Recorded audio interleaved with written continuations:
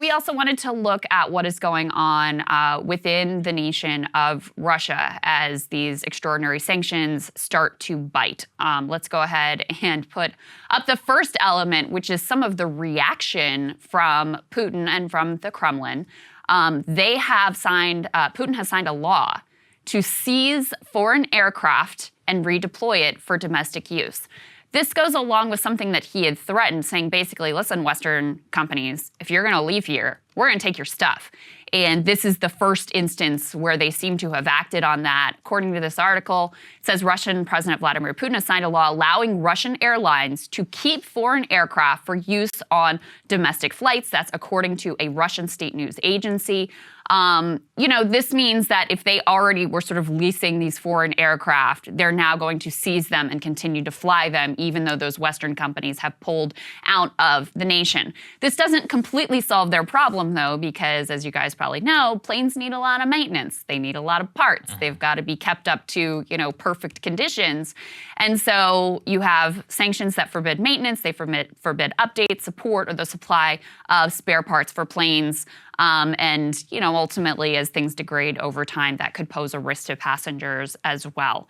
At the same time, you see the Russian economy in fairly dire straits. Let's put the Yahoo News piece up on the screen here next.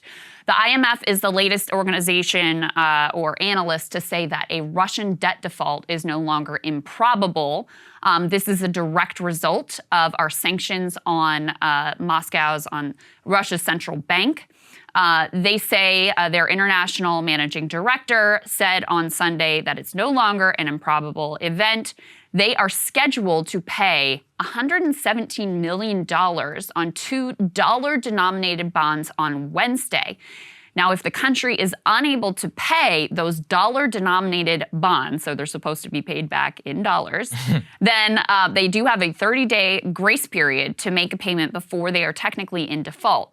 Russia has said they're going to start paying their debts in rubles. Right. But the bond doesn't allow Russia to pay their obligations in rubles. So even if they paid in rubles, they would still technically be in default. Of course, they have been down this road before, and it is very ugly when a country defaults on their debt. It's not good whatsoever. We also had a projection from Goldman Sachs that Russia's economy could shrink by 7% as a result of the Ukraine sanctions. And it's actually an interesting thing to contemplate. On the one hand, the way that we've been talking about it and considering it, we did drop a financial nuke, quote unquote, on Russia.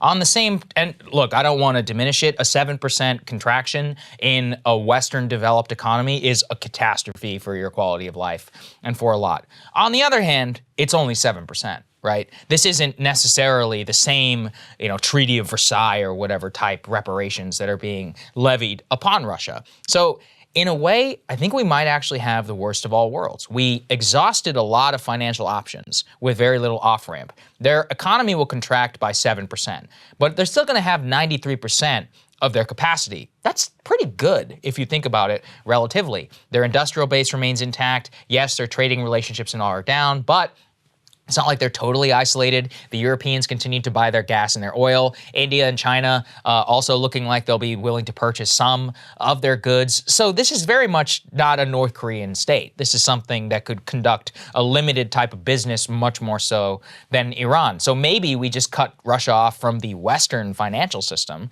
And now their economy, while yes, they're going to have to pursue, high levels of autarky and they won't be Western anymore, they'll be a lot more like a traditional Eurasian power with, a geopolitical relationship to the south and to the west, to the east. Anyway, all of this is a long-winded way of saying that we may have exhausted our entire financial playbook and not actually levied the amount of pain on Russia that a lot of people might think. Yeah. I don't think that they're considering that 7%, while yes, is bad and very bad for the people who live there, it's not a catastrophe. So to put it in, understandable terms, I looked this up, and during the Great Recession, our GDP fell 4.3% from its peak. That was the largest decline in the post-war era. So we fell 4.3%. This projection is 7%. So you're talking about significantly worse than what was a whole lot of pain during the Great Recession. Mm-hmm. But I think to your point, it's survivable. And so what you've done is you've inflicted mass pain on the Russian public who had nothing to do with this war, didn't ask for it.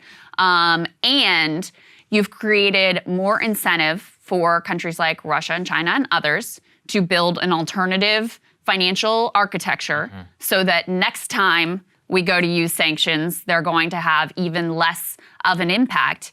And you are very unlikely with these measures to really accomplish anything in terms of your goals vis-a-vis Russia. In fact, if anything, and this is, I've been talking to Igor Kotkin. He's a Russian socialist who is there in Moscow. And so he's able to give me a little bit of a perspective of how people are feeling there and what it's like in the city, at least.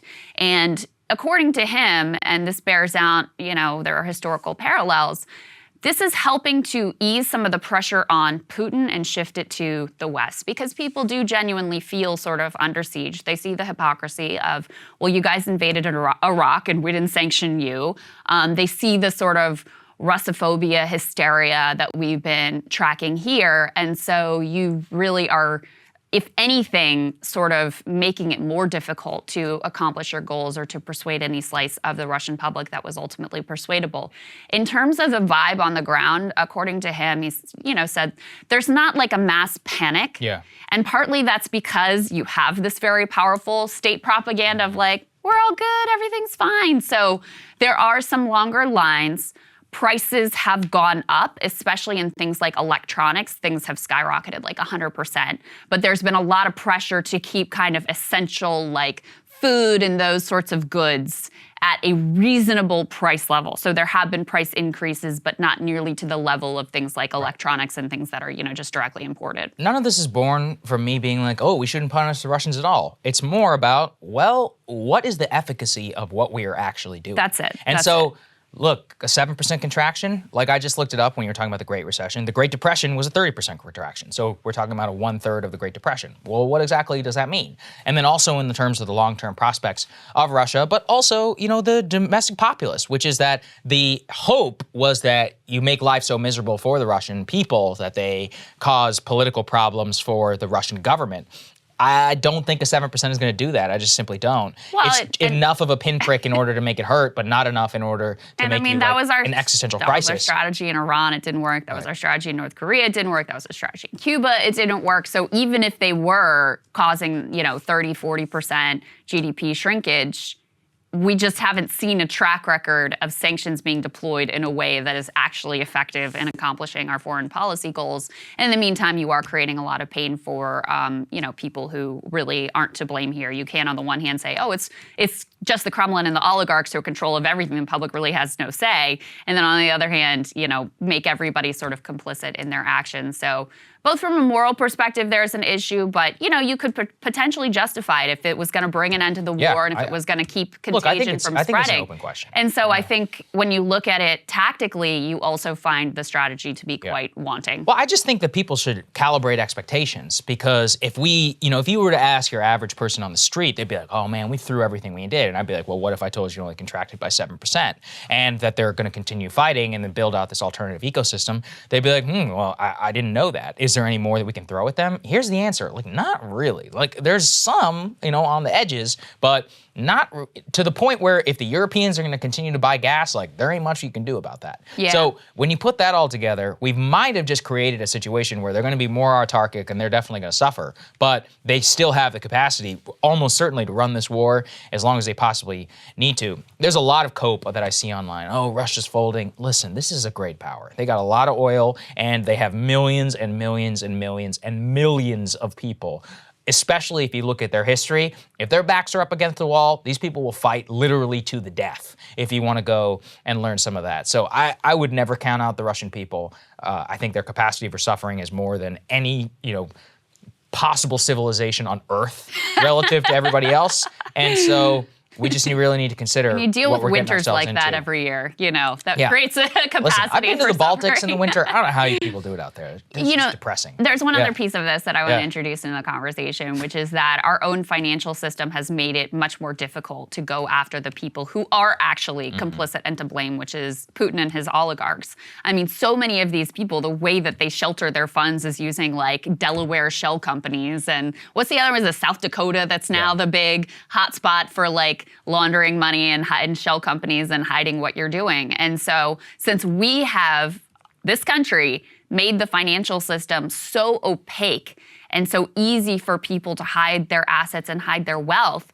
it makes it so that we have a lot fewer tools in our arsenal to actually go after the people who are complicit and who should pay a price and who should feel the pain. So that's another important piece of this. And of course, we haven't seen any movement from Biden or certainly the Republicans or anyone in Congress to change that system to make it more transparent so that we could levy much more effective and direct sanctions, targeted sanctions. Hey guys, thanks so much for watching. That's right. Just as a reminder, you can become a premium subscriber today. Watch the full show completely uncut, our reactions to each other's monologues. You get to listen to it. You get to ask us questions, all that good stuff. Link is right there in the description or at breakingpoints.com. Best of all, great way to say screw you to the mainstream media.